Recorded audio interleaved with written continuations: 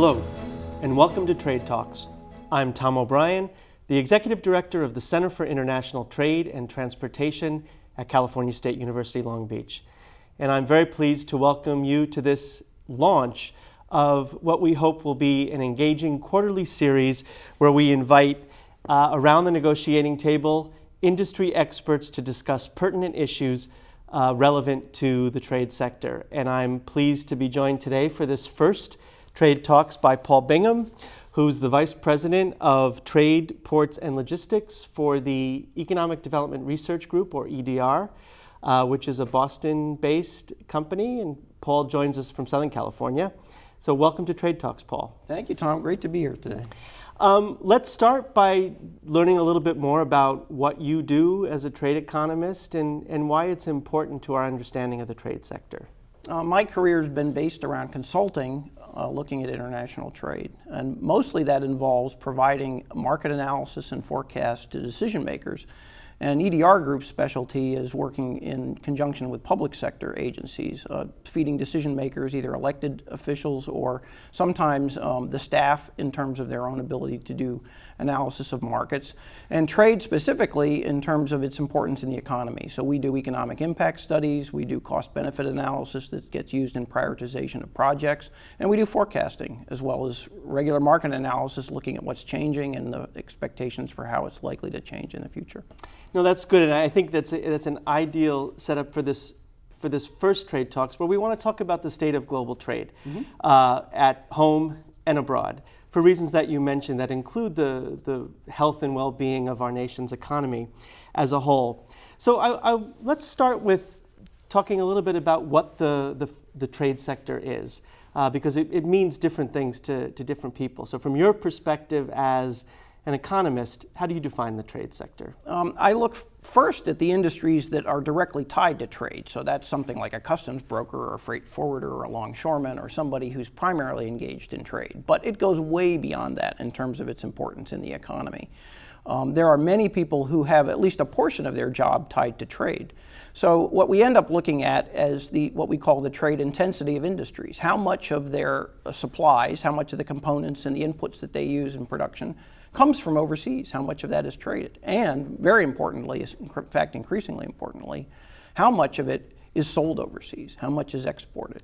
So even though industries may not be defined or focused primarily on trade, from the trade perspective, it's an enormous proportion of the economy that's tied to trade. And this includes not just trade in goods that we think of traditionally, but also trade in services. The U.S. is a tremendously successful exporter of services in addition to commodities. What are some of the services that you're talking about? We sell financial services, we sell consulting services, we sell entertainment, we sell tourism, we sell education.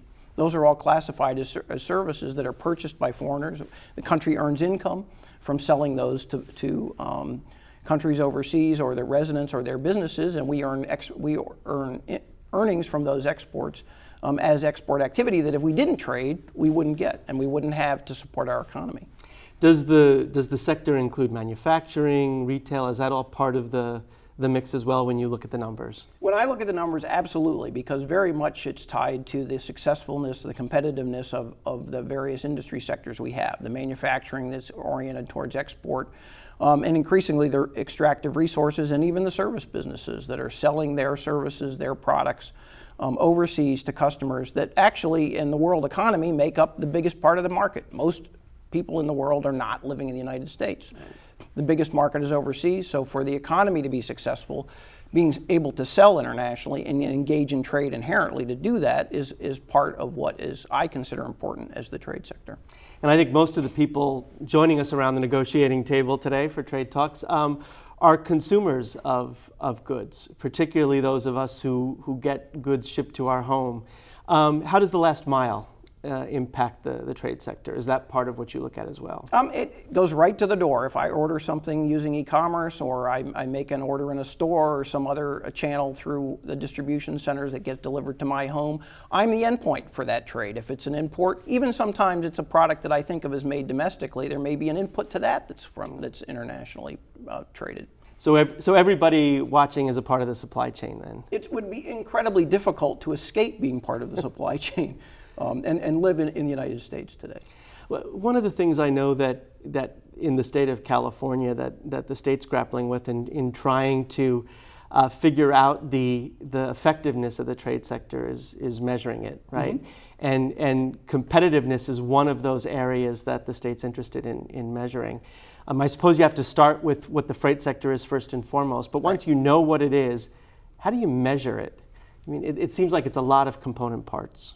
Well, the first measurements are the most simple ones, which is the value of what is traded. So it's the declared value of commodities or the value of the services that are traded either on the import or the export side, and how those change over time. Then you can look at the unit prices of those, how on a unit basis, how those have changed as prices increase or decrease in terms of trade prices. And then you go beyond that in terms of the indirect and the induced effects that tie to that fundamental trade activity, and follow it through the economy as companies are tied to each other, as jobs are related to each other, through spending and respending in the economy as we all interact with each other, spending our wages or earning income from those that purchase services that we help provide. And I suppose you can look at the state of global trade at various levels, right? It will look differently if you're looking at it internationally, nationally, at the state level, or regionally as well. It can be very confusing in terms of how one chooses to define it. Whether you're a macroeconomist or an industry economist or somebody looking just from a financial perspective, or somebody that doesn't look so much at the financial side but looks maybe at the physical transportation side, those metrics all can be applied in the context for each of those specialists that are looking at whatever is relevant to them. And that's the same for services as well as goods. Yeah. One of the things that I know the supply chain and the trade sector doesn't like is uncertainty. Yeah. Right. I think the phrase is cargo follows the path of least resistance. We have a new administration in Washington. We have some glimpse into what may be the priorities of the administration. But there's a lot of question about what those decisions and those priorities mean for not only the nation as a whole, but for the port sector, for distribution and warehousing, cross-border trade. Without putting you on the spot, right? What do the tea leaves say when you're sort of looking at the discussions that are emanating from Washington? Well, first off, it's still very early to really know what's going to play out, and there's a lot of factors at work. But I think some of the fundamentals we've seen in the very early stages of this administration is that they've been following up on campaign promises, perhaps in ways that some didn't anticipate they actually would. Now, there's a lot of constraints on the administration in terms of what they can actually do, because they have to work with Congress if they want to make certain changes, or they have to deal with constraints that are imposed by the courts, or perhaps even more importantly from a trade perspective, from our trade partners, who may choose to go along or not with what we choose to try to do in terms of affecting change. But there's no question that there is an intent stated going back through the campaign to make some significant change, perhaps the most significant change in national trade policy that we've seen in several decades. The uncertainty around that is enormous. The consequences of that could be tremendous in different directions, where the unknowns are as large now as they have been in my career in terms of what could potentially affect trade from a national policy-driven perspective. What could happen to trade as a consequence of policy decisions and international trade agreements or other regulations or rules or taxes or all the other mechanisms that have been discussed that could affect trade. And that raises uncertainty on the part of business, which then affects their behavior and affects the performance of trade, even if the proposed actions aren't followed through on, just because of the level of uncertainty that businesses are facing right now. So there's uncertainty both here at home and abroad that could impact the response. I want to talk about some of those areas in particular. I think there was a fair amount of talk about TPP, right, during the campaign, and I know a lot of people's eyes glazed over. You get into the minutia, but let's talk a little bit about what TPP is and what not having it might mean, where some of those unintended consequences might be of trade policy. Yeah, the Trans-Pacific Partnership Agreement was a major achievement in terms of trade negotiation on a multilateral basis through many countries. So it was basically the Pacific Rim of Pacific trading countries in North and South America and Asia, with importantly the exclusion of China. It was an achievement of the Obama administration, and President Obama pushed hard, some can argue about how hard, to get it approved, but Ultimately, the country has backed away from it. The Trump administration has come in and essentially stopped any chance that it's going to be approved. So the U.S. has withdrawn. We've said we're not going to approve it. And under the rules of the TPP, there were certain required acceptances and approvals by the member countries for it to take effect. And by the U.S. dropping out, it's extremely unlikely now that it's going to go forward as negotiated as it was. It doesn't mean all of that negotiating work between all of those countries will be discarded, however. There's many scenarios, amongst which could be a new TPP that leaves the United States out and includes somebody else like China. So you could have a very different trade regime that still proceeds forwards, but that leaves the United States out in ways perhaps that aren't even intended consequences of the U.S. choosing to not go forward with that agreement, or to try to modify it or to renegotiate it in a way such that it could be salvaged, if you will, as opposed to just discarded in the intent stated by the administration of negotiating individual bilateral deals with individual trade partner countries. Right. I think the point is that while we may be disengaging to a certain extent, the rest of the world may use it as an opportunity to re-engage. And we've seen that already. Countries, our closest, biggest trade partner, Canada, has already reached out to other trade partners overseas. Right away, they've acknowledged that they're in a very vulnerable position. If NAFTA is discarded, their biggest trade partner, an enormous proportion of their economy tied to the trade with the United States, if that's restricted or changed in certain ways, they're very vulnerable as an economy. So they've looked immediately to try to, they've been talking to the British, for example, already about potentially what could they do differently than what they've done previously to try to insulate themselves or maybe reduce or mitigate some of what the risk is around trade with the United States. Similarly, we've seen discussions in Mexico about that. And many other countries are considering, well, maybe their trade stance vis-a-vis the United States is going to be different in the future than it was previously, which may involve working with other countries that leave the United States out. Yeah, and you mentioned NAFTA and Mexico, and we probably should be particularly concerned about cross-border trade, since Yes. our two largest trading partners historically have been Canada and Mexico. What does the uncertainty mean for that moving forward? Well, I think that the greatest risk to the U.S. economy is probably not so much China, that was gotten so much attention during the campaign, but probably is NAFTA. I mean, if we walk away from NAFTA and try to tear up that agreement that's been in place now since 1994 and reverse some of the relationships, the interrelationships that now are very tightly woven between many different industries in North America, it will have costs and repercussions that will, without any doubt, will cause disruption and be a negative for the U.S. economy as we try to unwind supply chains. Similarly, we could have, beyond just walking away from the agreement, you could see retaliation on the part of Canada and Mexico. We had even NAFTA disputes that resulted in retaliation. If you remember the cross-border trucking issue, where the United States didn't follow through on the commitments to opening access to Mexican trucks, and the Mexicans, under the agreement terms of NAFTA, imposed tariffs selectively on U.S. goods that essentially stopped trade in some of those commodity categories significantly,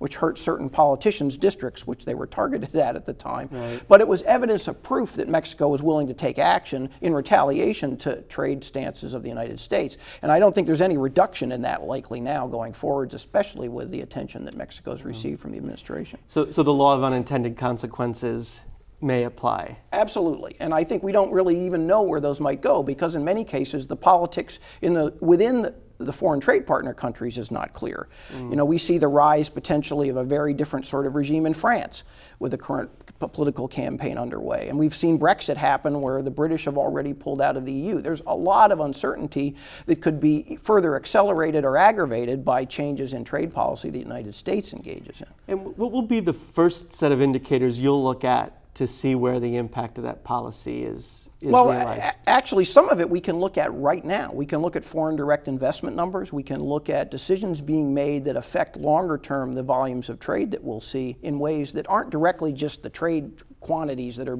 passing through the borders in a particular quarter or particular month. It's those factors that start to influence trade and affect those supply chains. Is the globalization proceeding the way it had previously in terms of integration of supply chains, with foreign manufacturers making investments in North America and in the United States specifically? Do we see that continuing, or do we see them pulling back? Do we see them halting some of the investment decisions that they were making previously?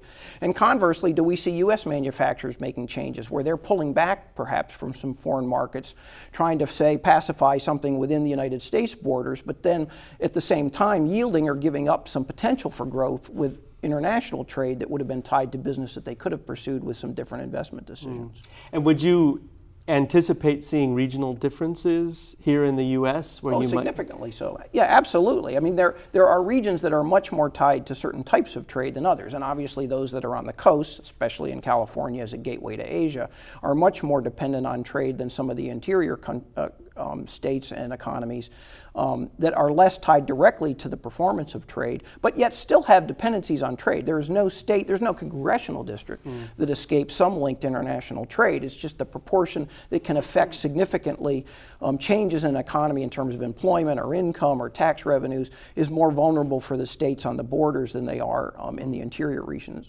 of the country. And I assume that one of the hopes of the administration is creating an environment in which U.S. exports will find a home elsewhere. And that's again where the response of our trading partners to some of the actions here could have an impact as well, whether those markets are developed or not. Absolutely. Just saying that you're going to grow exports is one thing. Actually having the markets opened up and being successful in selling into those end markets takes participation of the trade partners. You can't force them to buy your exports unless you really own them as a territory. I'm curious. I mean, the arc over this last century has been toward freer trade, if not free trade, right? Do you see this as a critical point in our at least recent history where that arc could shift? Yeah, absolutely. I mean, we went through periods historically where the country retrenched. We did that in the 1920s and 1930s. But then following World War II, we followed really through until this past election. As a country, on a bipartisan basis, we've pursued expansions and liberalization of trade, with lots of exceptions and qualifiers, but fundamentally the underlying approach was to engage further with the world economy and to try to encourage our trade partners to do the same thing, which helped them in terms of economic development and certainly helped the United States in terms of its ability to expand in the aggregate. Now, there's been winners and losers that we can talk about, and in fact, those are very significant in some cases, and that's really where the discussion about trade ends up focusing, is that winners and losers issue. But fundamentally, the very basic idea of international trade, where you have comparative advantage, where you can specialize in production, trade with somebody else, and you're both better off, doesn't go away because somebody's frustrated with some of the dislocation that can happen with trade if it's not accounted for and addressed up front when you first engage in the trade agreements that lead to the potential for those gains in trade. Right. And I think we want to talk about some of those winners and losers when we come back in the next segment and shift to a discussion of winners and losers globally, but also here regionally within the U.S. This is Trade Talks. I'm Tom O'Brien, and we hope you'll join us back for the next segment. The Center for International Trade and Transportation at Cal State Long Beach is celebrating 20 years of education, research, and community engagement in the goods movement industry. Industry partnerships have been a key component of CITT's 20-year history. Educational programs such as the Global Logistics Specialist Certificate were made possible by close connections with industry leaders who desired to participate in curriculum development and instructional activities. Instructors in the GLS program always have been actively engaged in the trade and transportation industry and passionate about sharing their knowledge and experience with the next generation of logistics professionals. With courses involving legal issues and risk management, we've given students a practical, real-world understanding of the considerations and concerns they are likely to face in the logistics industry. We are happy to be a part of the educational mission of CITT. Welcome back to Trade Talks. I'm Tom O'Brien of the Center for International Trade and Transportation at California State University, Long Beach. And I've been joined for this inaugural Trade Talks by Paul Bingham, who's the Vice President of Trade, Ports and Logistics for the EDR Group. And we've been discussing, Paul, the state of global trade. And we talked a little bit about some of the big picture the big picture issues, the evolution of trade, the uncertainty surrounding a new administration here and potentially abroad. And I want to talk now a little bit with you about the state of global trade here in the U.S. We closed the last segment by talking about comparative strengths and weaknesses. And I know this is something that's of interest to you because in addition to all of the things you do and the number crunching, you serve as a member of the U.S. Commerce Department's Federal Advisory Committee on Supply Chain Competitiveness. So let's start there. How competitive are we as a nation right now, given the long-term view? The long-term view is we're a very competitive trading country, but not nearly as competitive as we could be.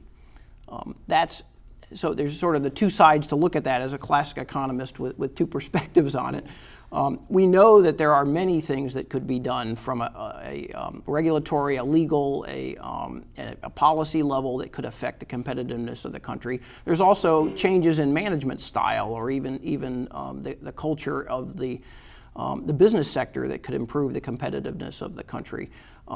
At the same time, there are other countries that are not sitting still trying to gain on the United States and take market share and be very competitive as well. And they're making investments in some cases substantially in excess of what the United States is in areas that benefit their trade competitiveness.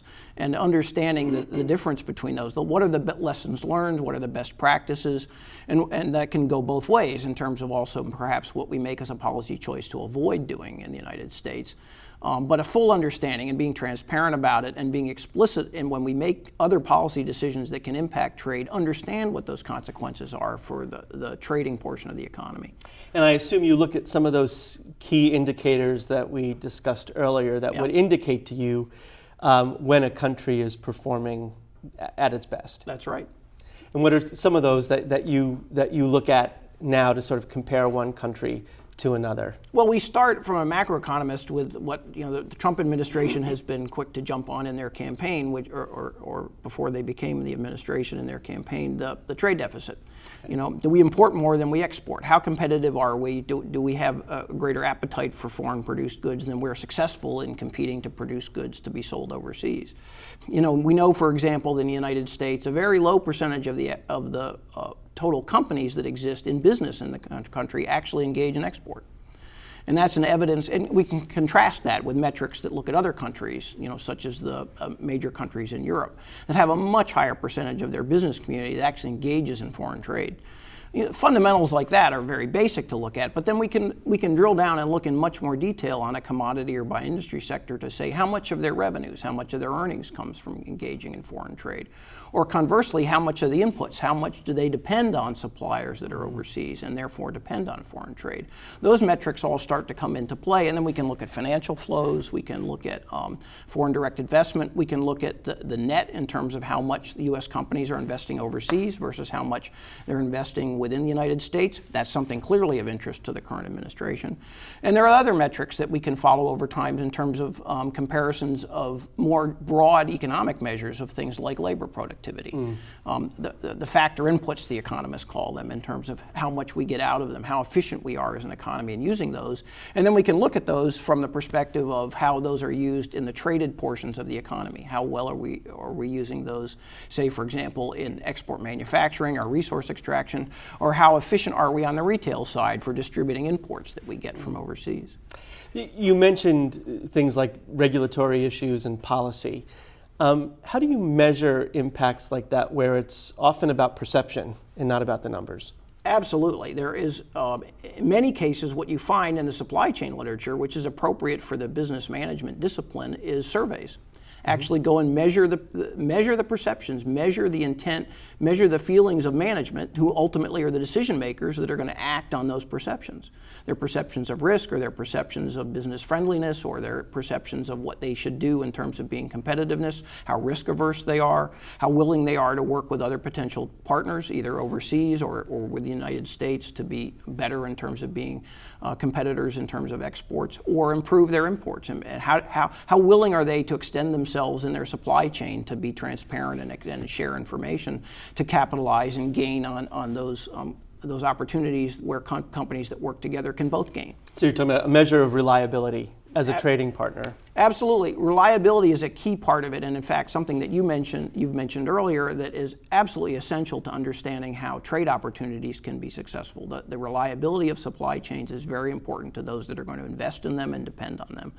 and that we shouldn't ignore those in terms of just measuring something like the pure cost of something. It's not only the cost of the item, it's can you deliver it for that cost?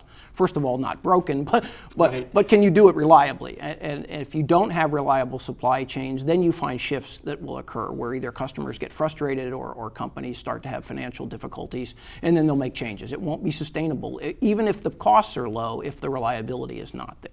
Now, and I assume at the international level you have to factor in things like corruption and as well. Absolutely.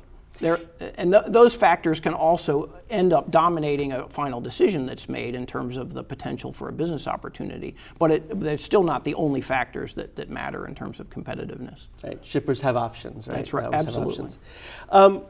So we've talked about some of the comparative strengths of us as a trading nation.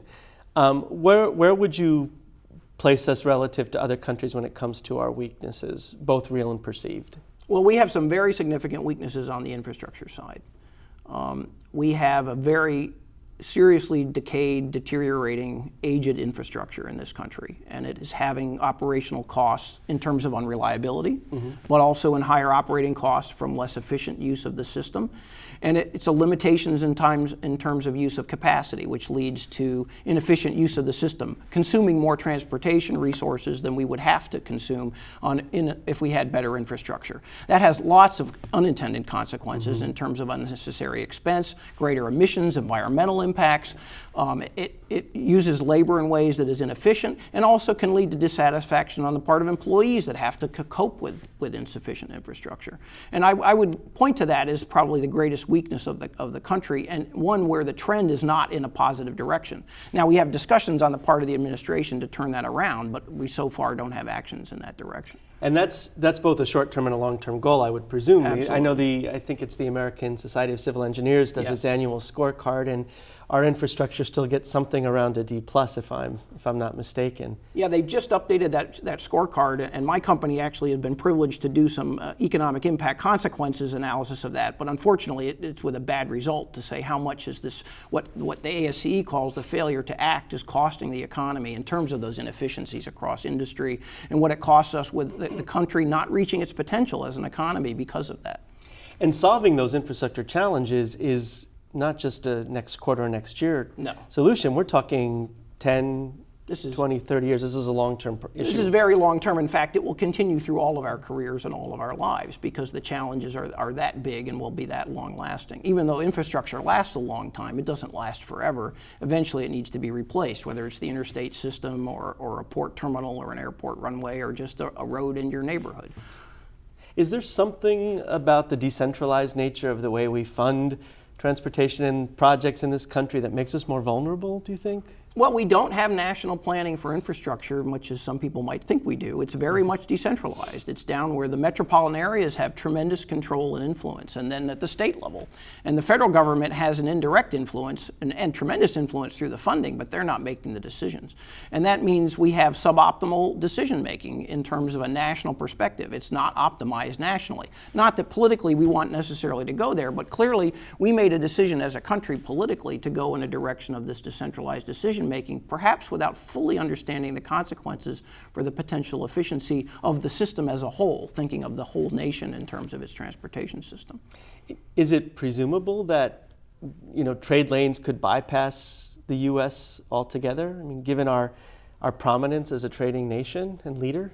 It's very unlikely that major exporters in the world will want to ignore the U.S. market if they can't find customers somewhere else. But clearly, if there's impediments that are great enough to trade, if there's alternatives for them to make sales somewhere else, they might focus their attention, their investment, and perhaps their market relationships first with somebody else. And we may be left with inferior product choices or not with the same level of benefits that we've enjoyed when we've been able to entice those trade partners to engage with us as much as they have in the past. Are there places within the U.S. that you see as sort of doing the investment piece better than others?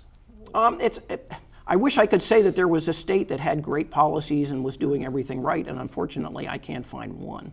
There's various levels of failure in terms of how poorly states do it, but I wish I could say that here's the model, here's the single best practice, this is the way you do it if you want to compete as a state. You can point to individual municipal agencies that engage in best practices and are very proactive in terms of their engaging in what needs to be done to plan for trade and transportation capacity and performance. But in many cases, ultimately, it's not even the professional staff or those planning agencies that really matter. Ultimately, it's the politicians, and that comes right back to the population that elects them in terms of what they're looking for. And I try not to be cynical about it, but sometimes, it maybe gets back to our ability to have civic education in the schools. For, do we understand as citizens participating in our society what we need to do collectively for all of us to benefit? And that may include subjecting ourselves to taxes or allowing ourselves to be engaged in planning or zoning or something else that maybe personally we don't necessarily like, but at least to be able to understand there's a reason that it needs to be conducted. Well, as an educator, I'm happy to hear that we have a role in all of this.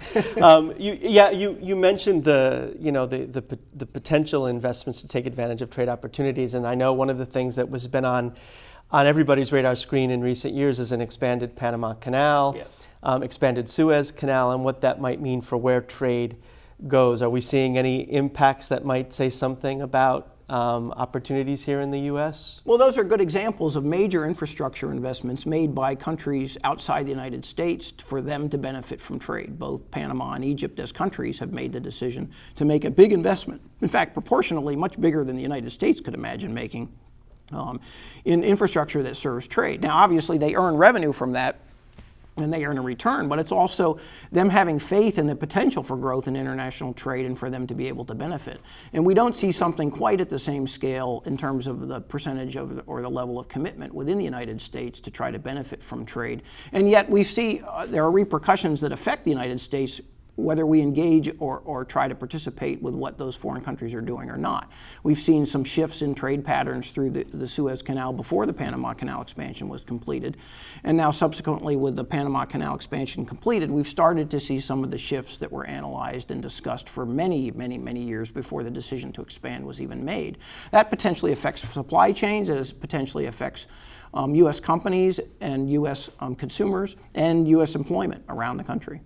And I know we've seen in the literature and in the trade publications sort of a new understanding and awareness of shifts in manufacturing patterns globally with rising wages in China. You're seeing movement of the manufacturing center west to places like Vietnam, and that makes alternative trade routes more possible or even likely. Absolutely. And that migration is not likely to be something that stops happening, that there will continue to be evolution as countries, the developing countries especially, go through their evolutions of stages of growth that we've seen through the countries. If we look over the decades in Asia, from Japan to the newly industrialized economies such as Korea or Taiwan, and then moving on eventually into China and now into Southeast Asia, all those countries engaging more with the world, engaging more with world trade, and leveraging the ability to start with some levels of manufacturing to capture some market share and to grow based on export-led growth.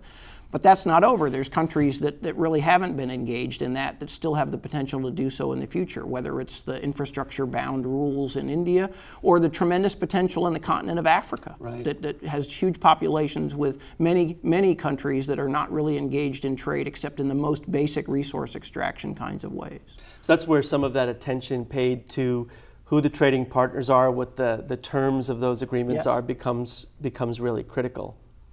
Absolutely. And I think often in the past we've often approached as a nation trading agreements from a more geopolitical perspective, right? Than from a pure trading perspective. The other thing that we can't ignore in its impact on trade is the explosion in e-commerce and what that means globally. It is certainly a new way of doing business here in the U.S., but that trend is being replicated elsewhere around the world. What does it mean for global supply chains and how we adjust as a trading nation? It's changing the whole entire characteristics of the distribution and freight networks, which includes over across borders through time. I don't think we fully anticipate yet where all the technology will lead us in terms of things like automated ordering or new methods of purchasing and acquisition that we haven't even envisioned yet, other than that what we've already seen to date in the 20 years or so that we've really had internet purchasing has been a transformation that's been profound. The elimination of entire categories of brick and mortar stores where all the chains are essentially gone from the business. And patterns that we as consumers probably didn't really realize were happening as our behavior has changed, as we found it easier to engage in e-commerce.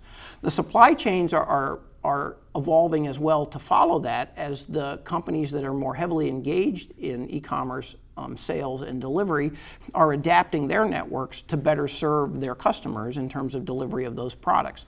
So a focus on a distribution network that can feed small units of delivery to your home or maybe to your place of work, rather than deliveries of large quantities to brick and mortar stores, which you then go shop at from your own home, is changing some of the supply chain demands. But there's also the accelerated pace and the expectations of delivery times, where now we've seen deliveries go from 2 days to 1 day to same day in a very short period of time, and it's not clear in the future that will stop. In fact, it's likely to pervade greater segments of the commodity categories, which puts different demands on the supply chains than we had before, and different demands on the networks, especially where people live. So it gets concentrated in metropolitan areas, and that has implications for the infrastructure, it has implications for planners, it has implications for the efficiency of the use of the freight system, all of which I don't think we fully understand yet because the pace of change has been so quick. And I presume, as you indicated, that when you're talking about next day, next hour delivery, that means that distribution center, that warehouse function is moving in a lot closer to the urban fridge, where normally it might chase the lower cost real estate at the exurban or in even more rural areas. And I think the numbers indicate, correct me if I'm wrong, that we still have a long way to go in terms of the percentage of purchases that we make online. So there's only room for growth. Yeah, the ability to sustain the growth that we've seen goes for a long ways ahead of us as we go through the demographics of aging populations that don't engage in e-commerce and the youngsters coming up that only would think of buying things that way, as well as the expansion in the technologies for delivery, things that we haven't even envisioned yet, like whole fleets of drones delivering out of parcel vans or something like that. So we're talking about what I think the industry would call omni-channel, right, distribution, and I find it interesting that that Amazon is also opening its own brick and mortar stores, so maybe hedging its bets. And what about opportunities for things like 3D printing? How does an economist approach something that's just barely here but often talked about? That is one of the most difficult ones to fully understand how it could affect and transform the economy. But clearly it also could be very profound in terms of shifting supply chains dramatically from the way they exist today, where what's exchanged are the very raw source materials that would go into 3D printing and the information flows that accompany it, but replace a lot of the physical flows. In fact, you could replace an enormous proportion of the actual network use by having that localized, smaller scale production that's still efficient and still of the quality that the consumers or the businesses demand in ways that we haven't fully even understood yet how that's going to evolve. But that can certainly change the demand for freight transport. And one thing we know about both international trade and freight is it's purely derived demand. People don't do it for fun.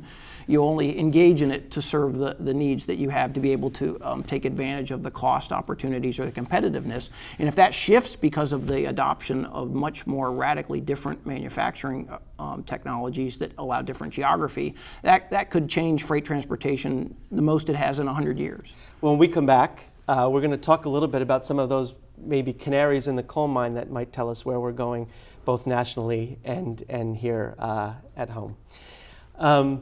This is Trade Talks. Join us back for our third and final segment. The Center for International Trade and Transportation at Cal State Long Beach is celebrating 20 years of education, research, and community engagement in the goods movement industry.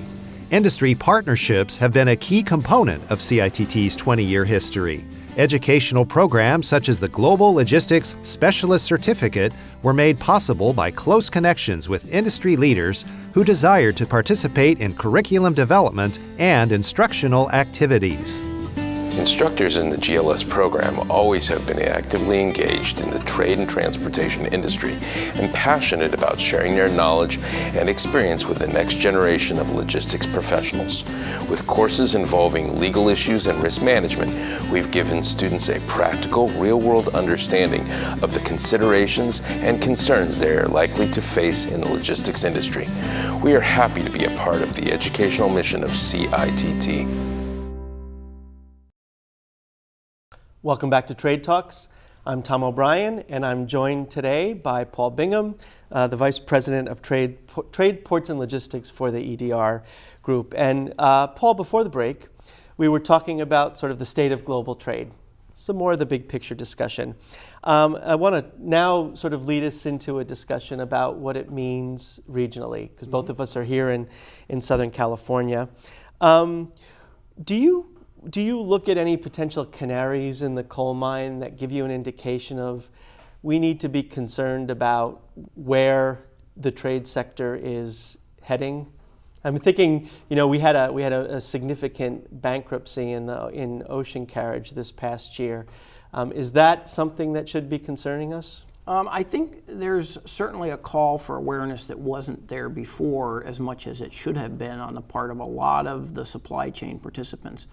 A major, the seventh largest carrier in the world going bankrupt with very little notice. Now, some people said you could have been able to figure it out several months in advance, but really it was unprecedented. We went through the Great Recession with none of those big carriers going bankrupt under much more severe strain and financial stress than what we've seen lately. So that really is a wake-up call to the continued fragility on the financial side of a lot of our international trade infrastructure in terms of the companies, the private sector companies, for whom it's their main or their only business.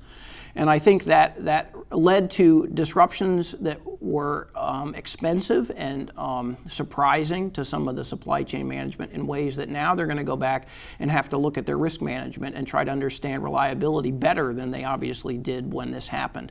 And that has implications locally in terms of things like the terminal ownership and operations within the ports here locally. And the companies here that have relied on those carriers really without a second thought about would they be there tomorrow and actually be able to provide service. Yeah, talk about that a little bit further. I think the Hanjin bankruptcy was a major disruption, and it had impacts at different levels globally and locally. What are some of those disruptions, apart from terminal operations? Well, we had cargo, obviously, first that was on board the ships that suddenly had questions about whether they can be offloaded and delivered. You had supply stockouts and supply disruptions that were not anticipated. Obviously, you had lost sales and you had lost inventory value of some of those goods. Great expense to make up, to mitigate, to reposition equipment, or to have things redelivered at expenses that weren't budgeted or weren't planned for. People that had to work overtime or make up for some of the other disruptions. Now, in the long term, that is all goes away, and that's not really the problem. But what lingers and survives is the questions about the reliability of these carriers. Is the international trading infrastructure in terms of the industry that actually provides those services as solidly grounded as many shippers and many in the supply chain thought that it was? Could we see further problems that crop up? Partly in that case because there is a situation where it's not purely competitive. There's state ownership. There's actually other governments that have interests in these companies and either directly or indirectly have supported or in some way subsidized them in the past, that in this case the Korean government chose not to do with Hanjin and actually let them go into bankruptcy. That raises more questions about the reliability of the international system of trade in terms of the infrastructure and the capacity that we're using today to keep everything running. Yeah, talk a little bit more about that if you can. I mean, what were the conditions that were in place that allowed the seventh largest carrier in the world to go bankrupt? Well, if we go back, we have to go back a little bit in history to the Great Recession at the turn of the last decade, where we had tremendous downturn in trade, and then we had 1 year in 2010 with very strong rebound and growth in trade. But subsequent to that, we've had relatively low growth in trade from a longer-term perspective globally, which has resulted in lower volume increases year to year for those carriers to fight over in terms of market share. And at the same time, those carriers were investing in massive new capacity, bigger ships that were able to handle much more cargo than was actually being demanded in the marketplace. And we had a classic problem of a supply and demand mismatch, where prices had to fall to deal with that. But what it's meant is that these carriers have lost money in most of the years of the last decade collectively as an industry, not just individual companies. So their financial footing is very weak, and it carries through to some of their trade partners or the partners that they deal with. So whether they put pressure on the port authorities, or they put pressures on the shipbuilders, or they put pressures on other suppliers, it has consequences across the supply chain, not just within those container carrier companies. So should we be expecting another Hanjin in the near future? You know, at this point, I think there's a question about whether they'll all survive. I think what we're seeing more quickly, and has happened subsequently, is there's more consolidation in the industry, where some of the weaker carriers are being bought up or merged or having pressure to exit the industry. And I think what we're likely to see is further consolidation, with eventually some new level of stability with fewer participants in the industry, and perhaps better ability to manage the growth in capacity, so that they can manage supply to better match the demand that they're seeing, and therefore not get into this desperate situation where they can't achieve the rates to actually cover their costs. And that's not unlike what we've experienced in the rail sector and in other sectors of the trading historically economy. in transportation economics, this has happened before, because the barriers to entry are relatively low, and they're obviously inherently mobile assets that you can move around. So it's been very hard to resist the temptation that's there, especially when some management has hubris and thinks they can all take market share from each other by just investing in more capacity. Yeah, and that's a nice segue to sort of talk a little bit about the Southern California region. Over the past 20 years, we've enjoyed consistent growth, increased market share, but we're starting to see some erosion in that. But at the same time, we're a place that can handle the larger vessels that you talked about. Yep. What's your both near-term and longer-term outlook for the trade sector in Southern California? The potential is still great for that last reason that you just mentioned, that the capacity to handle these largest ships is best still right here in Southern California. And as the pressure on that liner industry, the container industry, is there to find places to deploy these ships other than just on the Asia-Europe trades where they get deployed first, the biggest, longest ones, Southern California is well positioned to do that. Sort of ironically for the Panamanians, through the expansion of the canal, they put themselves back to where they were, say, 20 years ago, where vessels up to a certain size will fit, but not the largest ones in operation on the big transoceanic routes, and Southern California can handle them. So that provides an inherent advantage to Southern California, in addition, fundamentally, to the large size of the local population, which is a market that is hard for any of the retail sector, at least, to ignore when they think about a port complex for which they want to have served their distribution networks. On the other hand, there's still opportunities to trade with other gateways around the country, and we see all of the ambitions of ports that would like to be larger than they are today around the continent usually end up focusing on Southern California to try to grab market share, whether it's the Canadians or the Mexicans or any of the Gulf or East Coast ports. Most all of them think at the end of the day, well, we'll take market share from Southern California. Right. And that's a reflection of the role that Southern California has played in feeding all of those markets as a gateway to the rest of the continent that has potential to be diminished. And in some ways, even though those large ships can be handled here, it's still likely that some of those supply chains over time will still be more closely aligned to where the endpoints for the populations of consumption are. And 2/3 of the population in the United States is still east of the Mississippi River, which is not an advantage that Southern California enjoys. It's probably worth talking a little bit about the size of these vessels. We can talk about large, but unless you've seen one of them, you don't have an indication. Can you talk a little bit about the capacity we're talking about and why not every port can handle them? Yeah, these are really quite massive ships. And not that long ago, I worked with a British naval architect who had something called the Flight of Fancy, which was a vessel that holds what the industry calls 18,000 TEUs, which is about conventionally, 9,000 tractor-trailer trucks all on one ship. TEU being a 20-foot equivalent unit. Yeah, 20-foot equivalent unit, which has been the industry standard globally going back to the 1950s. But the ships today, actually, that 18,000 TEU ship, which was just something in somebody's imagination on a vessel, a naval architect's fantasy really 20 years ago now has been superseded by vessels much larger than that already in operation. Inconceivable even 10 years ago that we would be where we are today with the sizes of these massive vessels, with enormous surges of cargo, enormous concentrations of cargo all on one ship, putting tremendous demands on the port terminals, the longshore labor, all of the landside transportation networks to be able to handle that much cargo all at once in a particular facility. So that leads to things like the Middle Harbor and other expansions in the port of LA or Long Beach to try to be able to handle these larger ships with more cargo concentrated on one vessel. I think some of the figures I've seen suggest that these newer vessels are 4 football fields long, right? 6 stories tall. So these are significant vessels. Yes. If you think of the thousands of tractor trailers that all go onto that one ship, and that's really what the equivalence is. Yeah. So the infrastructure is key. Absolutely. But what about the policy and regulatory environment that points toward future growth? Do you see evidence of that? Absolutely. At the margin, if you talk to the real decision makers in supply chains who are doing the long-term planning, that oftentimes matters more than the existing reliability or capacity of operations today. That's the planning for supply chains where, for risk management, for reliability, to not put all your eggs in one basket, to put it bluntly sometimes, Southern California can be viewed as a point of vulnerability. Many more sophisticated, larger volume shippers don't want single points of failure in their network.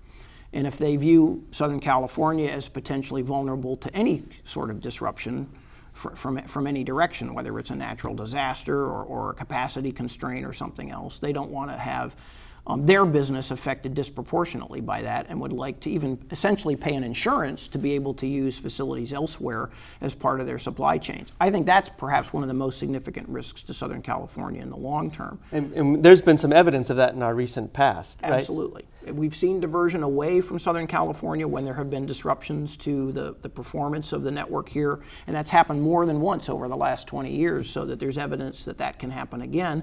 And clearly, regulatory costs and impediments to operations from the perspective of idealized network operations on the part of an individual company tends to be an impediment to choosing to use Southern California as a gateway, as opposed to another port and related supply chain elements elsewhere in the country where perhaps those same impediments don't affect the network and the performance quite so severely. So who do you see as our biggest competitors regionally? Is it other ports on the West Coast? Is it Houston, the Southeast? It's hard to pin it to one because really you have to segment up the market and who's been able to take market share. And really it's a collection. It's the Canadians. It's Prince Rupert way up on the coast of British Columbia. It's for serving the Mexican market. Rather than having transshipments through LA Long Beach, you have the Pacific ports in Mexico that directly serve the Mexican market now without a U.S. call for some of those vessels from Asia.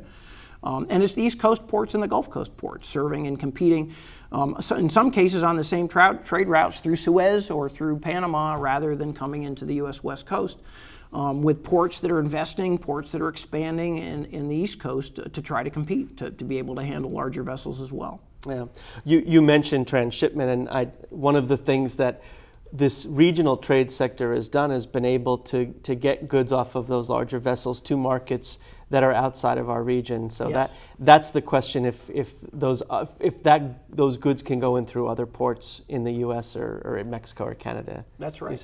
We've seen investment on the part of the railroads who've tried to expand the intermodal networks away from just the initial big line haul ones of Southern California to Chicago as sort of the poster child for that. But now you see this filling in of the intermodal rail network around the country, which makes more ports potentially have access to intermodal rail service, inland points, not just off of the Southern California coast. I think long term that's going to also potentially affect market share as the efficiency of rail and the attractiveness of rail, especially if the railroads are able to maintain reliability, are able to help take market share away from Southern California. That's a real threat. Is that something that you see already happening now and that will just be getting worse, or is there a plateauing? Where do you see that going? I think naturally there's a maturation point. What would most likely happen is that we'll see on the East Coast a greater adoption of intermodal rail, but then it'll shake out to a point where they use as much of it as is logical, and there'll probably be some impediments to the length of haul, how far you can go with a train efficiently, with volumes large enough to make it pay off of a particular port, say in contrast to the longer distance from California to much of those East Coast markets. But there's still some substantial market share that could be gained by those other ports being better served by intermodal rail to sort of copy the longstanding practice that's been here in Southern California. And does that matter by commodity? So does a shipper who's moving one type of good, are they more concerned about transit time versus cost? Yeah, absolutely. The supply chains are very sensitive to the service time and the quality. Obviously, rail can move continuously, but the historic legacy and the reputation is it doesn't move as fast as trucking can move, and certainly not team trucking. And that restrains the ability of railroads to gain market share for the most time-sensitive goods that don't move by air. But it also provides opportunities to the rail service that is existing in Southern California to continue to bring some business to Southern California because of the competitiveness and because of the investment that's already been made in that rail network to serve the ports here. As we're getting ready to sort of wrap up this first segment of Trade Talks, I want to ask you to look into your crystal ball. I know economics is a science, so you're not in the business of predictions. But if you do look into your crystal ball, tell me what changes you think we should anticipate in the next 5 to 10 years. I think the pace of change in supply chains driven by adoptions of technology is something that we don't fully appreciate how much it's going to affect the performance of trade networks, the competitiveness of various industries, and therefore likely how the transportation network gets used. I think there's potential for increases and decreases in various portions of use of the freight network as a consequence of that. We talked about some of the factors that would affect that, including localized manufacturing or advanced manufacturing, and some of the efficiencies and the changes in e-commerce and the methods used for omni-channel retailing, all of which have repercussions back for international trade and how the international trade networks will be used, because source supplies can shift over time to accommodate and to adapt to whatever those demands and relative costs of production are. One of the examples would be greater adoption of automation in manufacturing. And we touched on that a little bit in terms of how the United States can be competitive, maybe not just automation, but the greater adoption of technology, which could then affect how much we trade as opposed to how much we produce at home with shorter distance for delivery of those products to the customers.